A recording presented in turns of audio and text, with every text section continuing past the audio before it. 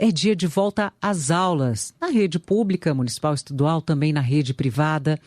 E voltar às salas de aulas, ou então ir pela primeira vez, no caso dos pequenininhos, pode ser um motivo de uma certa preocupação, porque voltar a ter crianças convivendo bem próximas uma das outras é, de certa forma, normal a gente ter aqueles casos de algumas doenças, como é o caso de mão, pé, boca, gripe, conjuntivite, uma série de outras doenças. Para falar a respeito disso, de como proteger, as crianças nesse momento, eu converso com o médico, chefe do Departamento de Pediatria da Faculdade de Ciências Médicas de Minas Gerais e também vice-presidente do Comitê de Infectologia da Sociedade Mineira de Pediatria, o professor Alexandre Braga. Bem-vindo. Bom dia, Alexandre. Bom dia, Sheila. Bom dia também aos ouvintes da CBN. Para a gente entender, nessa volta às aulas, que é extremamente importante, a gente está falando sim da importância da socialização, não só do conhecimento ali, das disciplinas, mas socializar, bem os pequenininhos, a escola tem uma importância muito grande. Mas com relação às doenças infecto-contagiosas, o que costuma ser muito comum? Bom, Sheila, o que é importante, a gente, antes de falar das doenças, a gente tem que falar da prevenção. Então, seria muito importante que os pais deixassem os cartões de vacina dos filhos o mais completo possível, porque isso daí já ajudaria imensamente a diminuir a possibilidade de transmissão das doenças infecciosas. Então, essa é a primeira parte.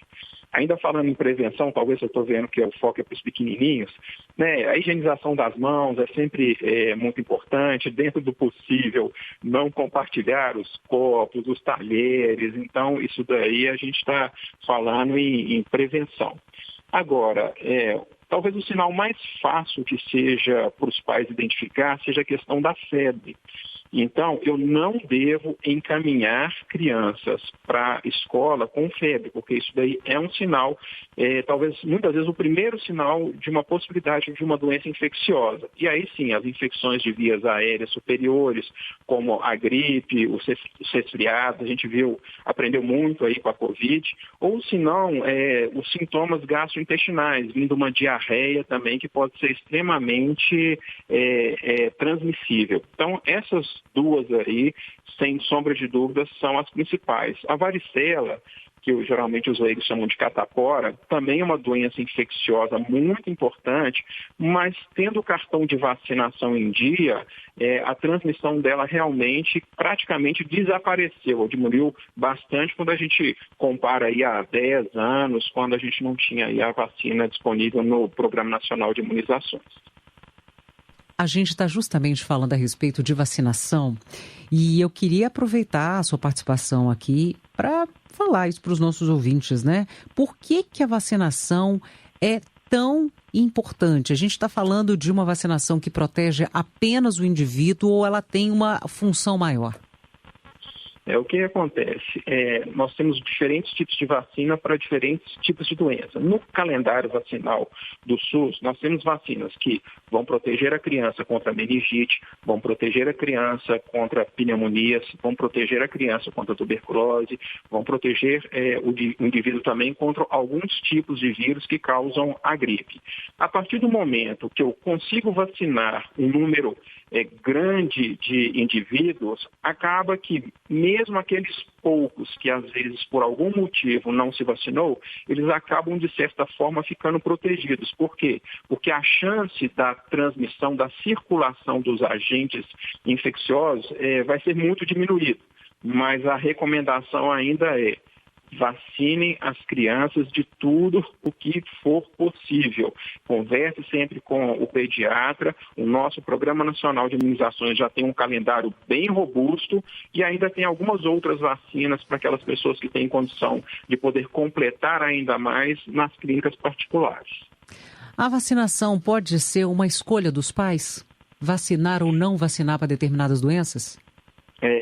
Infelizmente pode, viu, Chico? Eu queria que fosse um aspecto realmente muito obrigatório mesmo, mas como os pais eles têm autonomia na saúde das crianças, isso daí realmente fica a cargo dos pais. Sempre quando me perguntam, eu falo, nossa, tinha que ser obrigatório. Algumas escolas, elas têm a prática de exigir o cartão de vacina completo. Então, acho essa preocupação muito interessante, é muito bacana eles fazerem esse tipo de cobrança, mas até onde eu sei não existe uma legislação que fale, não, porque a criança está com o cartão de vacina incompleto, ele não vai ser matriculado ou ele vai ser impedido de frequentar as aulas. Isso não acontece, mas a partir do momento que você cobra um cartão de vacina completo, meio que você dá aquele aviso para os pais, olha, é importante, nós estamos preocupados com a sua criança e com as demais. Porque imagino que a vacinação é esse bloqueio para evitar a disseminação mesmo, né, desse agente infeccioso. É como se fosse um bloqueio. A partir do momento que você tem muitas crianças em que não estão devidamente vacinadas, num ambiente como esse de escola, em que as crianças estão aglomeradas, talvez os menores ainda não tenham essa questão do distanciamento, da higiene, a situação fica um pouco mais complicada, não? Perfeitamente. E a preocupação é justamente com os pequeninos mesmo. Eles não têm noção e eles abraçam, se beijam o tempo todo. Às vezes, algumas escolas, infelizmente, a ventilação não é a mais adequada, não é da forma que nós gostaríamos. Então, realmente, eles estão aí num grupo de maior risco. E lembrando, teoricamente, quanto menor a criança, menos o sistema imunológico está desenvolvido.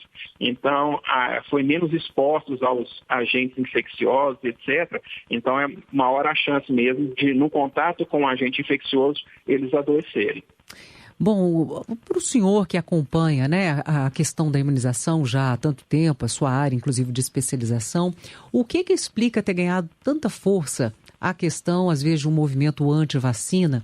Eu falo isso em especial no Brasil, que acompanhou nas últimas décadas um desenvolvimento tão grande com a aquisição de tantas vacinas, né, para diferentes doenças no cartão de vacinação de forma gratuita. Uma conquista tão grande nacional, exemplo, inclusive, para outros países.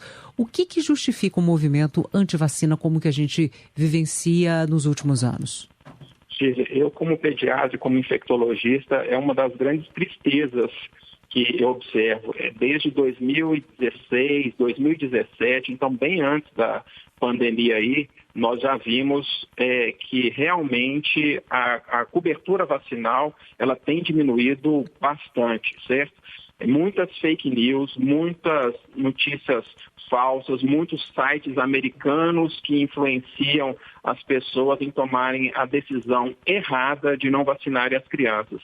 E, além do mais, muitas doenças graves, muitas pessoas não tiveram a oportunidade de ver. Então, eu acredito que até mesmo no imaginário das pessoas, essas doenças não existam mais, mas elas só deixaram de ter incidência alta porque realmente o Brasil era um exemplo de cobertura vacinal. Nós chegamos a ter cobertura vacinal de 90% a 95% dos indivíduos. E hoje, infelizmente, para diferentes vacinas, nós temos uma cobertura vacinal aí de 45%, 50%, quando muito 60%. Então, são essas duas questões aí que eu acredito. Informações inverídicas dos males que as vacinas, que os efeitos colaterais possam causar, que na grande maioria são efeitos muito leves, e a questão das pessoas não temerem mais algumas doenças que acreditam que elas não existam mais. Eu percebo também muito questionamento com relação à eficácia das vacinas, da Covid em especial, depois de todo o panorama que a gente vivenciou, mas as demais também. Como é feito essa eficácia, essa comprovação da eficácia das vacinas? Quer dizer, até para a gente explicar, né? Para uma vacina efetivamente chegar ao público, seja pelo SUS ou para a rede privada, como é que é testado, como é que a população tem garantia de que aquela vacina que está sendo ofertada, ela realmente funciona? Sim.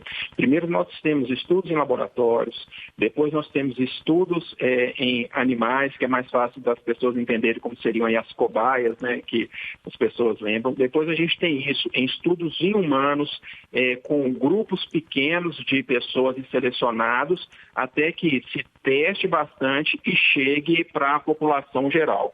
Então, as pessoas falam, mas as vacinas agora estão sendo produzidas muito rapidamente. Eu escutei isso muito na Covid. O que a gente tem que entender? Nós vamos comparar a tecnologia que nós tínhamos aí há 20, 30 anos com a tecnologia que nós temos hoje. Então, as vacinas, sim, elas são testadas, elas passam por todo um processo bem rigoroso para até chegar nos humanos. Ah, mas eu tomo a vacina da gripe, eu tomei a vacina de Covid, eu tomei uma outra e mesmo assim eu tive aquela doença. Você teve aquela doença, mas muito provavelmente de uma forma muito mais branda. Então, o mais importante do que realmente ser imunizado por aquela vacina e não ser totalmente protegido, que é o que nós gostaríamos, na verdade, só de nós não termos a doença na forma grave, isso daí é o mais importante. Por quê? O nosso sistema de saúde, ele não suporta uma doença grave em um número muito grande de indivíduos. Então, as pessoas têm que ter essa consciência. É seguro, é testado e a maior efetividade aí da vacina, na verdade, é que não sejam acometidos as pessoas de uma forma grave daquela doença.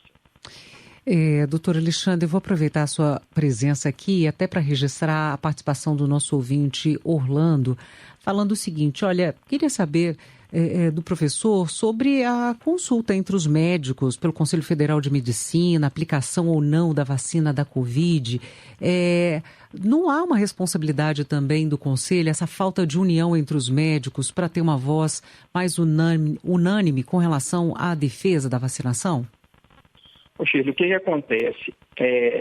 Aqui na verdade, a grande maioria dos médicos são a favor e são defensores das vacinas. E uma minoria, um número realmente muito pequeno, às vezes fala contra.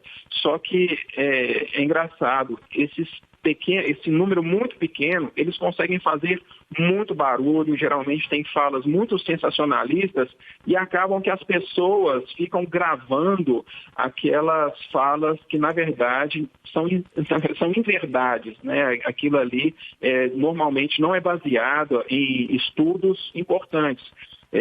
Sim, as sociedades, tanto brasileira de pediatria, de imunizações, de infectologia, né, junto com os conselhos, nós temos sim as falas, vários profissionais direto no rádio, na televisão, até na internet, mas é engraçado, parece que as pessoas, elas se lembram mais daquilo que é o negativo, aquilo que chama a atenção, mas a sociedade médica, ela tem sim feito muita campanha, muito discurso a favor das vacinas, inclusive o Ministério da Saúde. Inclusive, por isso torna-se muito importante as campanhas e aí com agentes públicos para, enfim, corroborar com tudo isso, né? Com a necessidade da vacinação. Não ser somente a voz dos médicos, que por si só é extremamente importante, mas uma campanha de eterna conscientização, imagino.